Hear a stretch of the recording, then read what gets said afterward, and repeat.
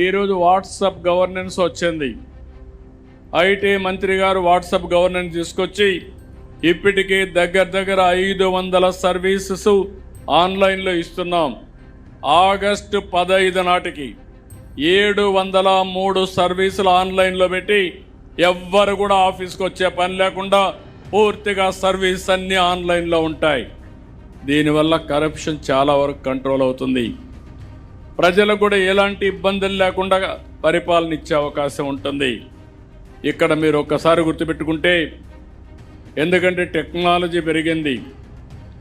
ఆ రోజు నేను హైదరాబాద్లో హైటెక్ సిటీతో ఐటీ ప్రారంభించాం, ప్రమోట్ చేశాం.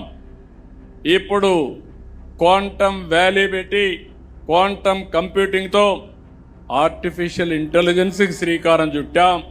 దీనికి తొలి అడుగు భారతదేశంలో టెక్నాలజీ ప్రభుత్వంలో వాడకంలో నెంబర్ 1గా ఆంధ్రప్రదేశ్ ఉంటుంది. దాంట్లో అనుమానం